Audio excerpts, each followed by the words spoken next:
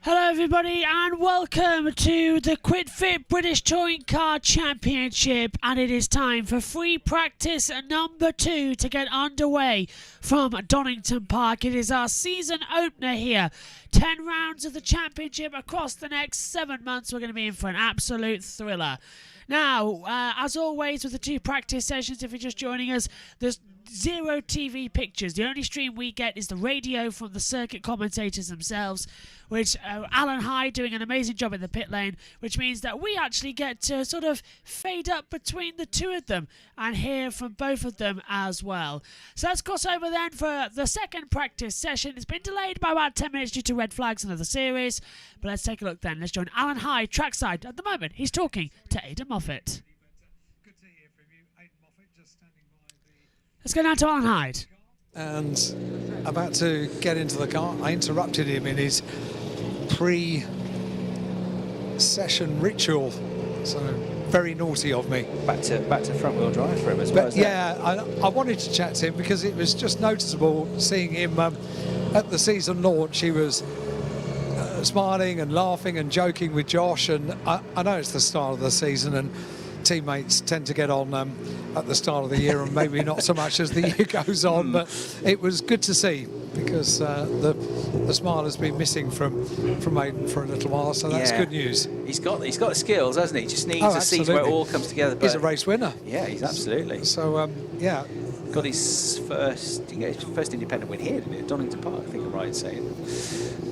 He's certainly had success here. I'm going to check that out in a minute, but yeah, he's quick around here, so hopefully it's going to work out for Aidan, because it just when he came to the championship, that's the record of the youngest driver in the championship, 16 when he came into the championship. I know, it was remarkable, and had a very, very broad Scottish accent. And I've already told him when I did my first interview with him, I think I got about 20% of what he said to me, so I didn't have many follow-up questions, but so the accent has become slightly less marked over the years, and he's a great character in the pit lane and a really well-liked driver, so let's wish him all the best this year. Yeah, absolutely. No, I think he'll be good. He was a good season 2 years ago, didn't he, when Ash Sutton was his teammate. He started to really get there, but it's sort of been fits and spurts last year. But he definitely it'll be interesting to go. He's got a great team behind him. We know he's got the skill set. Full-time race winner in the championship. As I say, he made his debut back in 10 years ago now. When he made his debut back in 2013, he was just a teenager, just 16 years of age, and he's been involved in the championship ever since. So yeah, we'll see how he gets on. And yeah, right, Donington Park, he has had success here. He got his first independence class win here at Donington in 2016. It was the first year I was involved in the commentary. He got a win at Brands Hatch that year as well, and he got an outright win here at Donington Park the year after that in 2017. And a couple of independence class wins here in 2018 as well with the Laser Tools racing squad. Laser Tools now not a team on the grid anymore, but still Laser Tools very much involved in the championship as the title sponsor to the MB Motorsport run. BMW of frontrunner from last year's championship, Jake Hill, of course, in the number 24 car. So great to still have the Laser Tools name involved in the championship. Right, while it's quiet for now, let's talk up and explain some of these changes, the key changes to the rules of the British Touring Car Championship this year. Let's start with hybrid and how that's going to work in its second season. So prior to hybrid, of course, we had success ballast in the championship, then hybrid, and it was always then applied to the top 10. So you come into the start of a weekend and the top 10 of the championship had restrictions last year in terms of the amount of hybrid power they had, in terms of how many seconds they could use it in qualifying and how many laps they could use it for when you got to the races. And before that, it was success ballast, more weight on the car, the better off you were in the championship. And then as the weekend goes on, it's rather than the top 10 of the championship moves across to the top 10 finishers from races 1 and 2. That's how it affects the grid, distribution of the hybrid power for the previous races. So it was always the top 10, but now it has changed to the top 7. Rules have been tweaked. So the hybrid, just to recap it, which was brought into the championship last year, the first major touring car championship to run hybrid power.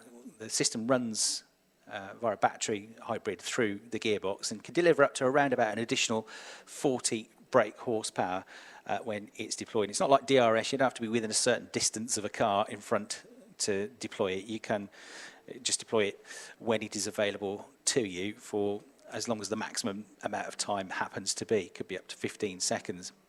And that hybrid then gets regenerated, that battery gets regenerated during braking. And it can be charged up just simply by plugging it into the garage, into a 240-volt plug, but it's usually regenerated enough in the races that you don't need to do that as the race goes on.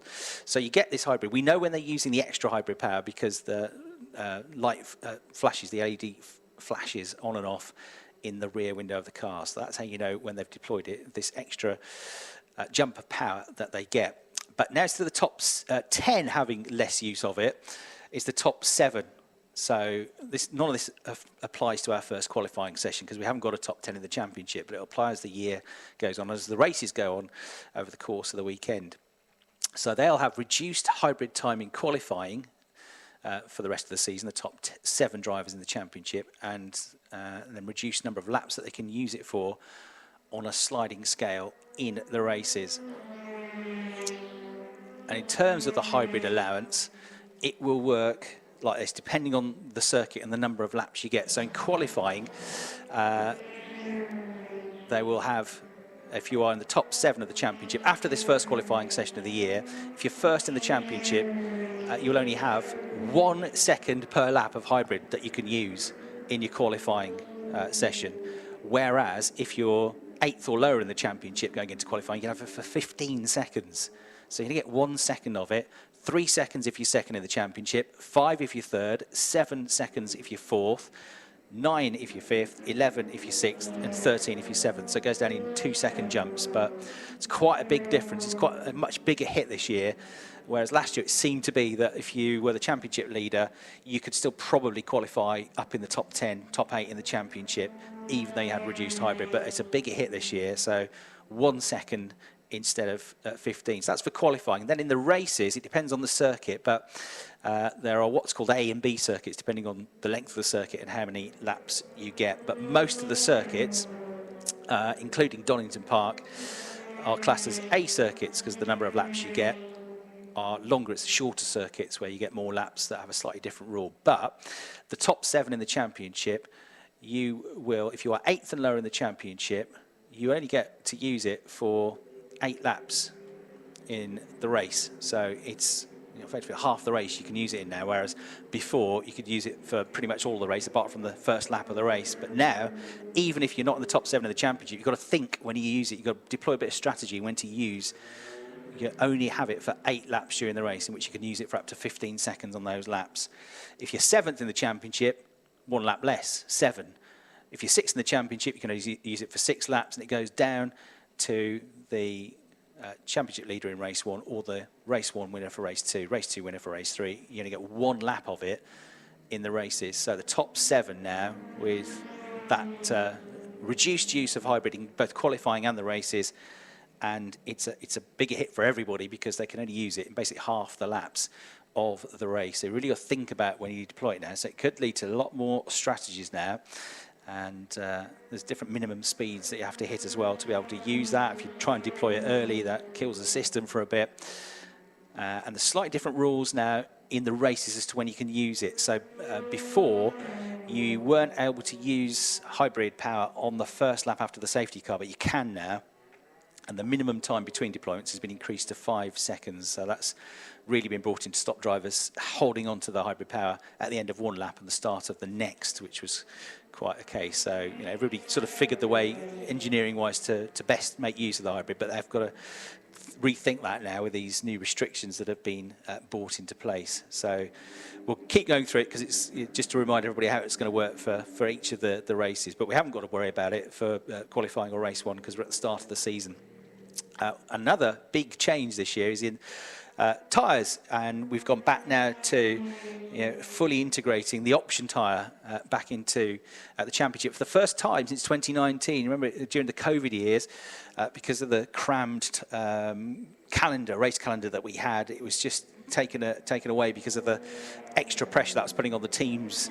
And then it was phased back in last year. At 4 events last year, we had the option tyre, but it's been fully brought back in now for the first time for 4 years. The Goodyear option tyre being reintroduced. So at most of the events, there'll be 2 different compounds. It'll either be two of the 3, soft, medium or hard, and you have to use the option tyre, whichever that's deemed to be, for at least one of the races. But unlike previously, you don't have to declare that until the cars go out, leave the pit lane and go onto the grid. So Al's going to be busy this year trying to work out what tyres are on which cars when they're on the grid, because we used to get an advance notice of what that was going to be, but we don't anymore. So that's going to be a big change there with the tyres.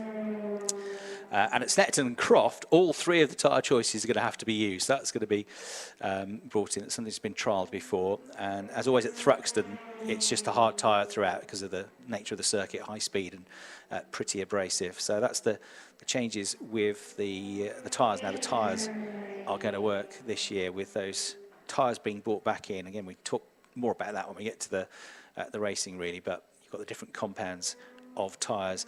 There's a lot of little tweaks that are going to have an effect over the course of this year. It's quite exciting, isn't it? Start of the year. Absolutely, yeah, and yeah, it's great that we have these little tweaks, and it just keeps everybody on their toes, and it means that teams and drivers have to rethink the way they're going to approach certain strategies, doesn't it? And you know, some of the old notes go out of the window. Really, you have to start again, which keeps things fresh. Another key thing, which we do need to talk about before we get to qualifying, is how qualifying is going to work, because something that's been trialled over a number of events over the last few years. It was first introduced at Snetterton in 2020, and then 3 events last year here at Donington, at Snetterton and Silverstone, but it's been expanded to 5 events this year as the top 10 qualifying showdown at Donington, Brands Hatch, Alton, Knockhill and Silverstone this year. We're going to have the normal length 30-minute qualifying session, but then the top 10 will go through to an extra shootout to determine the top 10 places on the grid. So if you don't make the top 10, if you finish 11th or 12th, that's where you'll start the grid for race 1. But if you get into the top 10, you go into this extra showdown, this extra 10-minute pole position shootout in half of the rounds of the championship, including here at Donington Park this weekend. So another tweak to the rules that's been brought in this year. Well, this one's going to be busy because it's the last session before they go qualifying, the all-important qualifying session. So whilst they've still got to run through a few technical checks and also trying out some longer runs, they won't get race distances in, but they want to work out how the car is going to behave and how the tyres in particular are going to behave during a longer run.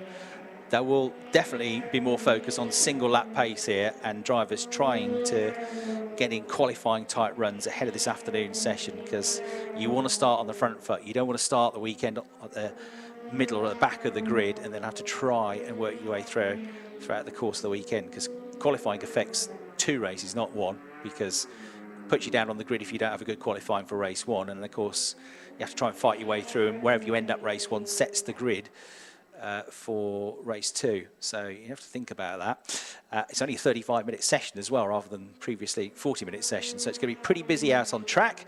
Just to remind you, or inform you if you weren't here earlier, of how the first session went. And it was Ash Sutton who set a lightning time, 1:07.975. He said to Alan afterwards, surprised with that, although we knew it was going to be quick because the circuit has been resurfaced and is super smooth and grippy. That was resurfaced over the winter. So Ash Sutton, he's back with his old number, 1:16, having missed out on the championship just last year to Tom Ingram, set the best time and was nearly half a second quicker in the Napa Racing UK Ford Focus. Second was Colin Turkington, full-time champion in the number 4 Team BMW entry with a 1:08.439. He was only 0.1 of a second quicker than Jake Hill, with whom he had a terrific first lap battle, you remember, here at Donington Park last year. They both ended up holding each other up. Tom Ingram snuck past the pair of them and ended up winning the race. But Colin and Jake, who were teammates for the first time last year, back together under the same West Surrey Racing Run roof, but with different team names, team cars, and different backing on the cars. Jake in the Laser Tools Racing with MB Motorsport BMW. They were really evenly matched, second and third in that first free practice session. Ricky Collard was pretty impressive as well in the Toyota Corolla. With its new Toyota engine for the year rather than the customer Toka engine that they ran last year. and Ricky in the Toyota Gazoo Racing UK car was 4th. Daniel Rowbottom was his home circuit, quick out of the blocks, and was up there setting early lap times, ended up in 5th place in the Napa Racing UK Ford. So 2 of the Ford Focuses in the top 5, 2 BMWs in the top 5, and a Toyota as well. And then BMW 6th and 7th this morning with Stephen Jelly and Adam Morgan, also for Team BMW in their new livery cars. Adam Morgan in his car that he raced last year with Sicily, 6th and 7th. Dan Camish was 8th, newly married Dan Camish. 9th was Ronan Pearson, impressive. The rookie who finished 4th in the JCW Mini Challenge last year. He's in Justina Williams's Accelerate run Hyundai, and the Bristol Street Motors backed squad. Car number 14 was 9th. 10th was his teammate, one of his teammates, Tom Chilton, in his Hyundai i30N. And the big story really from the session was that there was a red flag because of a technical problem for the similar Hyundai of Tom Ingram, the reigning champion, who stopped out on circuit on the exit to the old hairpin just up at Starkey's and had to be towed back to the pits, so didn't get a lap time in. Josh Cook didn't set a lap time but was on track, and as he spoke to Alan afterwards was saying, well, I wanted to go and do some fast laps, but there's a number of technical checks we needed to tick off, some homework we needed to do, so it wasn't any issues really for Josh, but he didn't actually set a proper lap time in that session, and nor did Bobby Thompson, who was ill in the build-up to the weekend, but hopefully now fully recovered. So they were the 3 cars that didn't set a lap time, and as I say, the lap record in qualifying and the races looks likely to get broken this weekend, because Ash Sutton was already half a second quicker than last year's pole position time in his Ford Focus in that free practice session this morning with a 67.9. 68.4 seconds was the pole position time from Jake Hill last year. Team BMW, and Colin Turkington in particular, always seem to like to go out early and get some laps under their belt. So he has become the 2nd driver today to get into the 107s. Colin is in the pits now, but he's done a 67.951, which is actually quicker than Ash Sutton's time from this morning just. So he's quickest by almost 0.3 of a second. Ash is 2nd. Having become a father just a few days ago to Sonny, who arrived early, helpfully, ahead of the race weekend. And then Adam Morgan is 3rd, and he's only 40 thousandths of a second behind Ash Sutton. They've both done 68.2 second laps. Dan Rowbottom 4th, Ricky Collard in 5th. I had a little conversation with Dick Bennett, the boss of Team BMW WSR, who run the cars, and I complimented him on the inside of the garage. So as the cars come in, the little bay where they work, you know, the flooring that they put into garages that allows water to seep away. They have 2 lines of LED lights that mark where the car goes in. Oh, very cool. And it just looks very, very cool. And I said, I'll just compliment you on the inside of the garage, Dick. And he said, I know, we're moving the game on. So, lovely little phrase. Did make me giggle. Trendsetters, they'll all have them by the time we get to really round 3, cool. won't they? So it's worked out so that one LED pokes up at one of the little holes in the flooring. It's the normal WSR attention to detail. Oh, yeah. They're not front runners for no reason, are they? Exactly that. Oh, very good. Oh, it's like a little airport in there, then I imagine. Airport runway. And you know what Jake Hill is calling his car this year? Sorry, it's a bit loud here. All the BMWs have come in. Let me go to the back of the garage and marvel at the little LED lights. You know what Jake is calling the car this year, don't you? I don't actually, no. Do you not? No, I haven't heard. So last year it was his rocket ship BMW, wasn't it? Because he had sponsorship from Rocket. This year he is with Laser Tools, and this is clever. It's his Laser Beamer. Laser Beamer, that's good. I like Clever, it. isn't it? Yeah, very good. Yeah, I was impressed when he told me that. I like it. Laser Beamer, that's going to stick, isn't it? Afraid so. Well, going quick enough. He's just come up to 5th place and did a 1 minute 8.386 with that lap. This is very touring cars. You've only got half a second covering, or just over half a second covering the top 8 as it stands, but that probably is a gap that'll get smaller when we get to qualifying, knowing knowing this lot. Ash Sutton about to go over the line, and that's a good lap. His best so far, not quite as quick as Colin Turkington, but it's within 0.2 of a second now, 68.159 seconds. The laser beamer comes in. Jake Hill having set the 5th best time so far. On his hybrid power at the moment is George Gamble, who with his previous Ginetta Super Cup background before he came into touring cars last year, drove a BMW alongside Adam Morgan for Sicily Motorsport last year, the car god's backed car. Has always just raced rear-wheel drive cars. This is his first front-wheel drive car, and as Managing Director of Speedworks, John Gilbert, said to me yesterday, he got straight down to it. There was no messing. It didn't take him any time to get used to front-wheel drive, and they've been seriously impressed with George. So he's on a lap somewhere down the Craner curves at the moment in the number 42 machine, and looking to improve his time. Still waiting for lap times from Ronan Pearson, Tom Ingram, although he's on an out lap, he's on track. Bobby Thompson has been quiet so far, and Jade Edwards, who, as Al was saying, only just got the car built like at 2 o'clock this morning, one of the brand new Cupras that Team Hard are running in their expanded lineup for the season this year. Record-breaking entry in the modern era of touring cars. No team has ever run as many cars as Team Hard are running this season. They had already 3 entrance licenses, but they got Carl Bordley's entrance license plus the 2 that belong to Aidan Moffat from the old Laser Tool squad to extend themselves to 6 licenses, 6 cars for the season. So Tony Gillam's team extremely busy with the Cupras that they brought into the championship for the first time last season, but with a very strong driver lineup as well. I have high hopes, I'm sure, for this season, as will, I would say, Toyota, because Rory Butcher was the driver on form. If you remember, at the back end of last season, he really did have a great run of results at the end of the 2022 campaign, banging in a series of podium finishes and a race win late season as well. So he was the form driver at the end of last year, and they believe they've got a more competitive car now in terms of the engine. They worked a lot on the setup of the car and tried different things out at the end of last season, and it really seemed to click, and it pushed him up to 5th place in the championship in the end, because Rory, from the last 6 races at Silverstone and Brands Hatch, was only off the podium once, and that was a 4th place finish.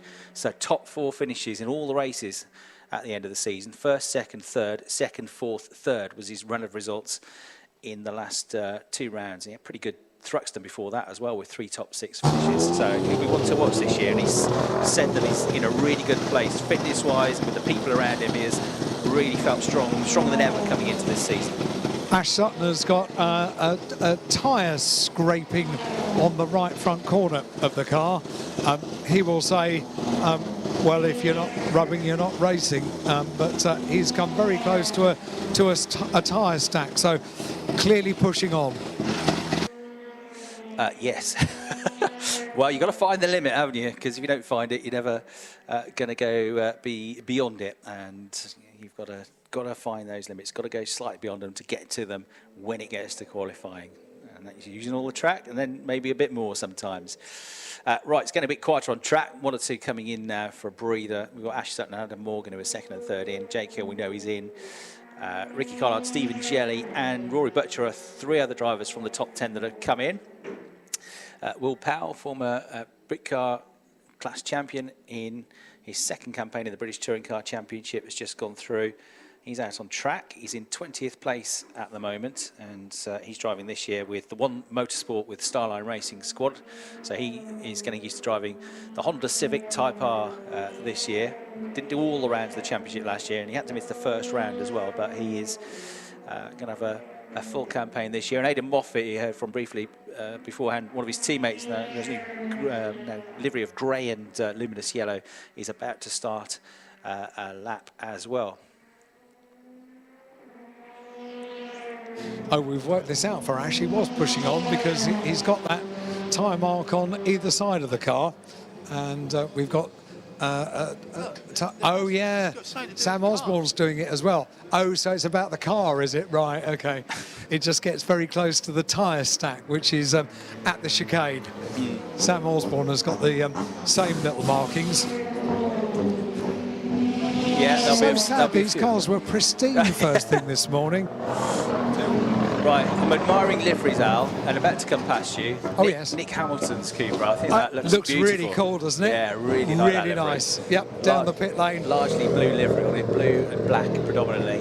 And he's about to go out onto the circuit. Great to have Nick back with us, point scoring championship, and just inspirational really the way he manages to keep racing and getting out there with the cerebral palsy that he suffers. First driver with a disability to race in the British Touring Car Championship. He's so inspirational, is he? He travels the world these days as a motivational speaker at various events. So he's a busy guy, is Nick Hamilton, and his passion and his wish is to be racing in the BTCC. Puts the deals together himself and works really hard to do that. So he really is such an asset to the championship. He's brilliant, absolutely brilliant. Yeah, he is. He's fantastic. He's a terrific gamer as well, esports racer. He's got a really strong pedigree in that, hasn't he? So what I understood was that's where it all started. His true making the dream a reality, if you like, that he would be able to race a car in real life, because obviously his brother is amazing and incredible He's driver. quite good, isn't he? Yeah, multiple world champion. But it used to be before Nick raced a car that Nick would be able to beat his brother at driving simulator games. So then the idea was born. Well, if I can do it on a computer, surely if I could just get my body okay, then I could do it in real life. And he made the dream come true, because when he was following his brother around the UK, when his brother was racing in Formula Renault UK, Nick was by and large in a wheelchair, so he kind of taught himself how to walk in order to be able to drive, which I think is astonishing. His upper body strength is quite incredible, and if you ask him to describe what effect a cerebral palsy have on your body, he'll say, just makes my body floppy. Yeah, so after the course of a race weekend, he might have to have ribs popped back into place by manipulation on a Monday or a Tuesday, and that can't be nice. But he just accepts it. It's part of what he does. And side you don't see, isn't it? It's like amazing character. It's like a lot of people talking about Tiger Woods at the moment because of these horrific injuries that he had with his car accident a couple of years ago.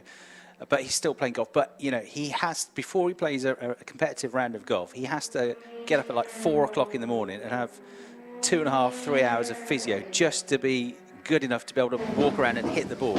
But he's committed to doing that, and you don't sit and then you go, if you don't think about that, you say, oh, Tiger Woods is not playing as well as he used to, but it's just an achievement just to get out there on the course. How much does he have to do? Yeah, and then multiply that by 20, 30, 40 times for what Nick Hamilton has to do just to get on the track. It's incredible that the information that I got was gleaned on one interview that I had with him on Tin Top Tuesday many years ago, and I watched him walking down the pit lane on a race weekend, had him on the show on the following Tuesday, and I said, how much discomfort are you in over the course of a race weekend?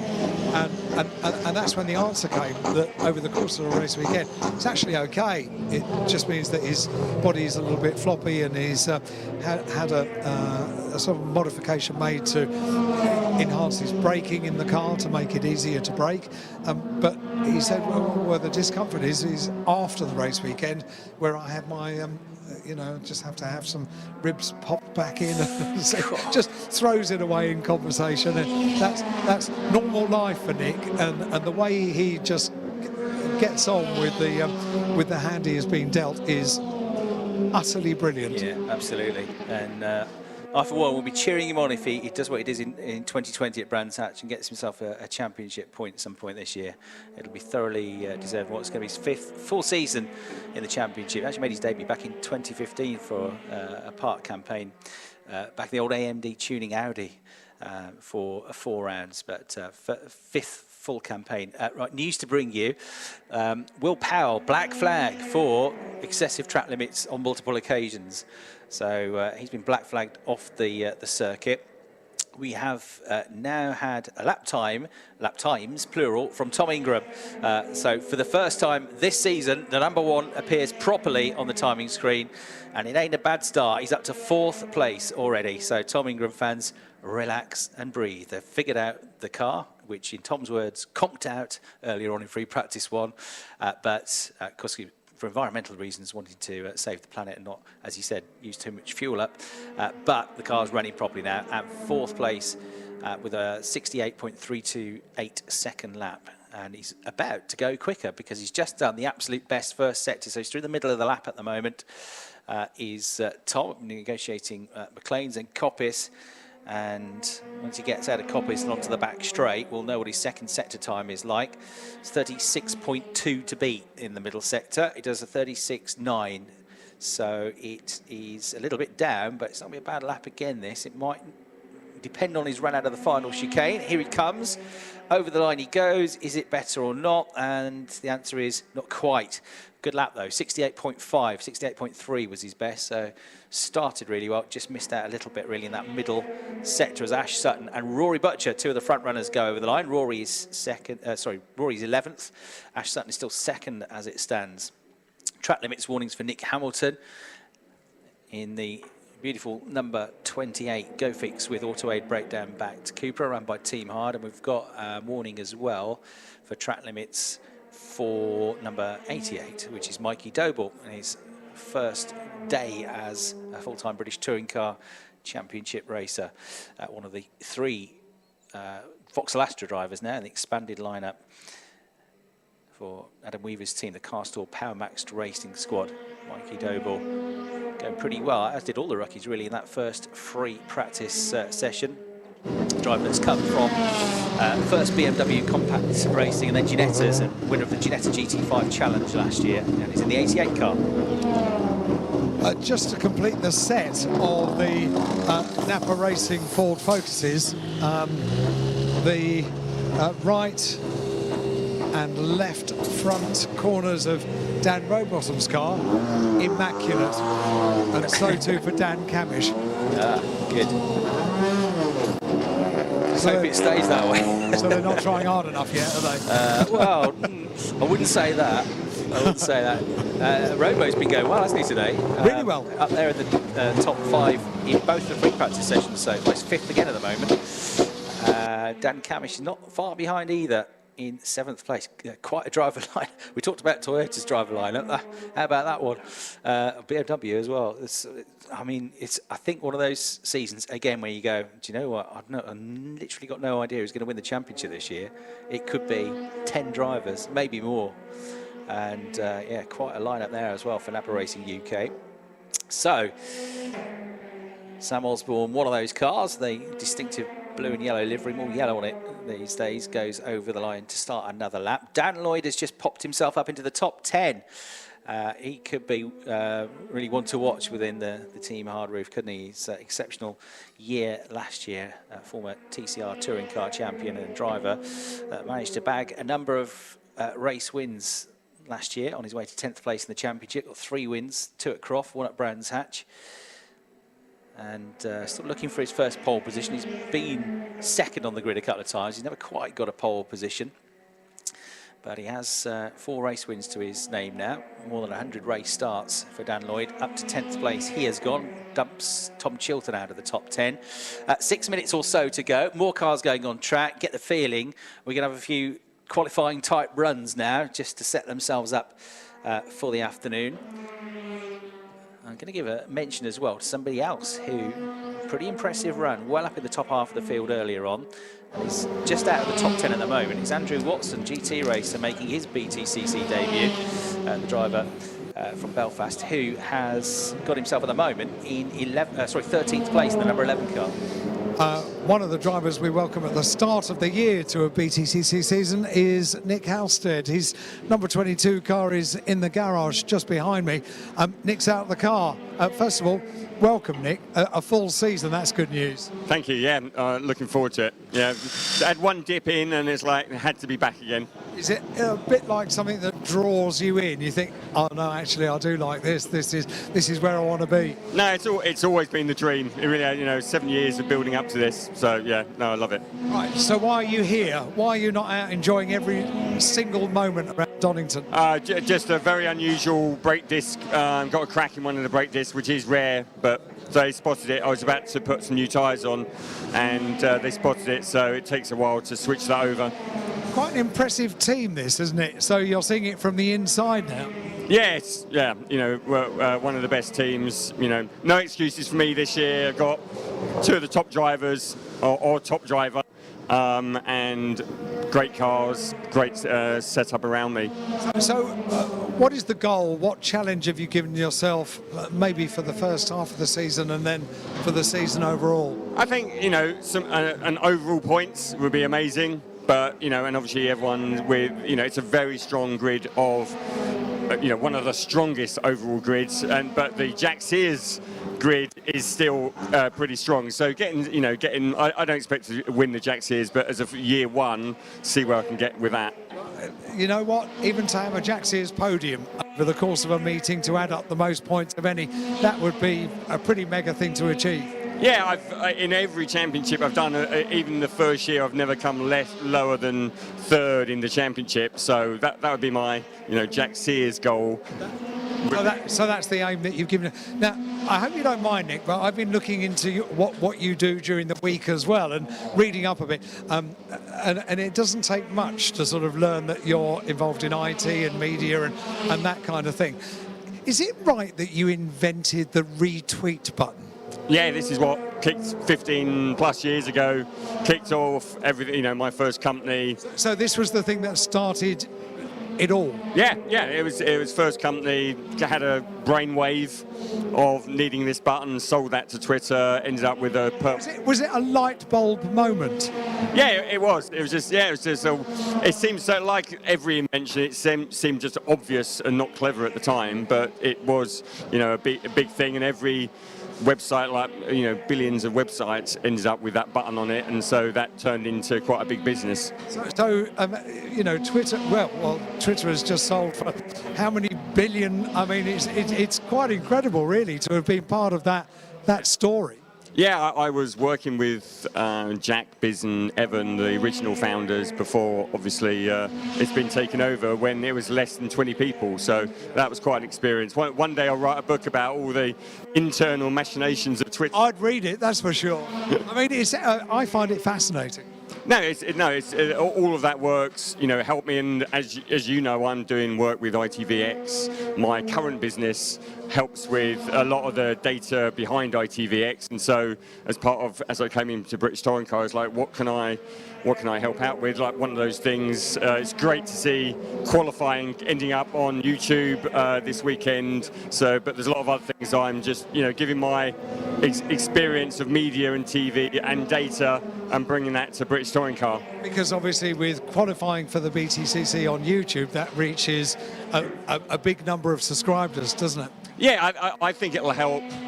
I think the younger generation still are into motorsport, but they don't watch TV as much. So us going more onto live streaming platforms is only going to drive a new audience onto the Sunday programme as well.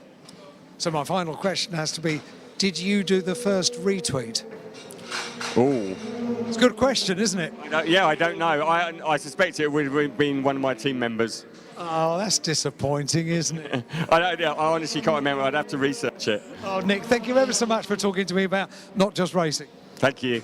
Nick Halstead down here in the garage. There you go. Have I told you things that you didn't know, Chris? That's brilliant. Really interested to hear that. And fascinating. He's got way bigger brain than us, hasn't he, Nick Halstead? Oh, he's got a massive brain. Very smart. Yeah. No, great. And he's been doing well in GT racing of late. He started out in Ginettas, and we've seen him in the Super Cup. But he's been doing GT racing. Raced with Jamie Stanley last year in the British GT Championship, 7th in the championship, the pair of them, and a win at Spa as well. So really has started to work work himself up as somebody that didn't come into racing until later in life. Right, only 30 seconds to go in the session. Colin Turkington and Dan Rowbottom and Jake Hill and Tom Chilton have been the ones making late improvements. They're the top four now. Colin on a 67.951.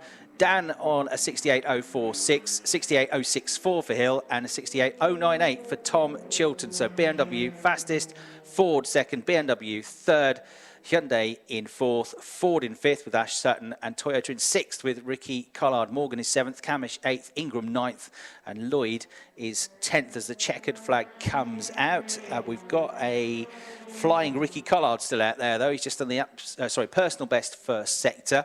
We had reports of Nick Hamilton going slowly around circuit before he came into the pits a few minutes ago, so might have had an issue. But anyway, he's not going to end the session on track, nor is Mikey Doble. He comes into the pits.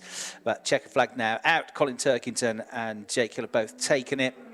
And Ricky Collard put in a good lap at the end, but it wasn't quite his best, 0.3 of a second away, so he stays in sixth place. So Colin Turkington, Ash Sutton, the two drivers, with all these changes out, it's the two champions that end up taking the fastest times in each of the sessions. And those of you viewing down the Wheatcroft Straight, don't forget, at the end of FP2, we get the option to take a practice start at the end of this practice session, so that's quite an important part of practice. Yeah, absolutely. Cameras that are ready for you are there, because they'll come back around and get their practice starts in.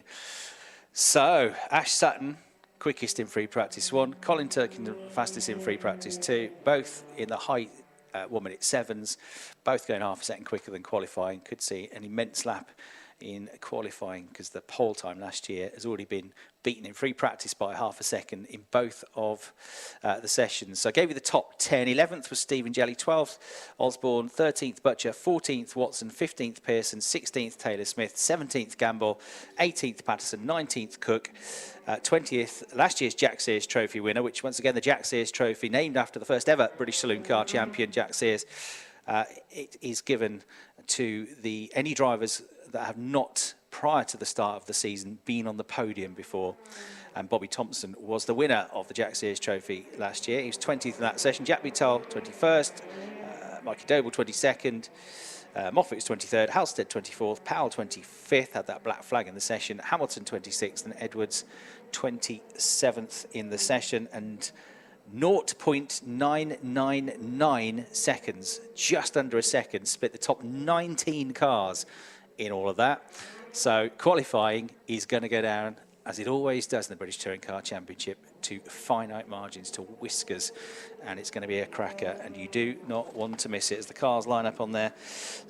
Practice starts then on the grid. We're about to head into our lunch break. We've got plenty more action to come from the afternoon, though. We are going into the lunch break around about 15 minutes behind schedule, so it'll be, I suspect, a slightly shorter lunch break. Many thanks to all of our marshals around the circuit for all their brilliant work during the course of the morning. It's a chance for them and the officials working hard behind the scenes just to have a breather. And I will say as well, if you make your way this weekend out towards Hollywood, the second corner on the lap, just adjacent to the Hollywood Grandstand, is where you will find the British Motorsports Marshals Club. And you can go and have a chat with them, get some information, because if you love motorsport, you'd love to be more involved with it other than just being a spectator, but you don't have the means to become a racing driver, then marshalling is a fantastic way to get involved, become part of the Orange Army. No marshals, nobody goes racing. We can't enjoy any of this, so we are massively indebted to the Orange Army, and we're always looking. We absolutely are indebted to the Orange Army as well. I want to say a massive thank you as well to the BTCC Trackside Audio for taking us through the opening 2 practice sessions for the 2023 British Touring Car season.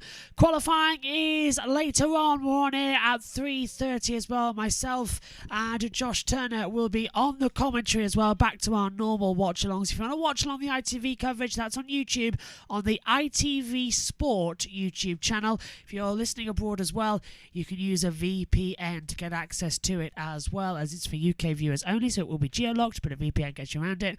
And if you can't do that, then you can join us right here for the coverage with the same timing screen, driver track information as well, but myself and Josh T will be commentating. Let's go to the times then. Turkington fastest 107.951. Rowbottom second, Hill in third, Chiltern fourth, Sutton fifth, Collard sixth, Morgan seventh, Camish is eighth, Ingram ninth, Lloyd rounds out the top 10, and we get Jelly 11th, Osborne 12th, Butcher 13th, Watson 14th, Pearson 15th, Taylor Smith 16th, Gamble 17th, then Patterson 18th, Cook 19th, Thompson 20th, Butel 21st, Doble 22nd, Moffat 23rd, Halstead 24th, Powell 25th, Hamilton 26th, and Jade Edwards down in 27th position. Thank you very much for joining us for the 2 practice sessions. Qualifying up next when we get TV pictures and myself and Josh take over on the commentaries. My thanks to everybody for watching. Next up here on the YouTube channel though, in around about 20 minutes time, it's the watch along coverage with myself and Jess Ball for the Formula E race round 7 of the season 9 championship from Berlin, and then straight after at 3:30 British Summer Time we'll be on air for the British Touring Car Championship qualifying as well, a special quali as well. First of 5 events this year we'll have it. We'll have our usual 30 minutes and then we'll have a 20-minute top 10 shootout in as well, so we're in for a very interesting quali. But thanks to you all, we'll see you later. Bye bye.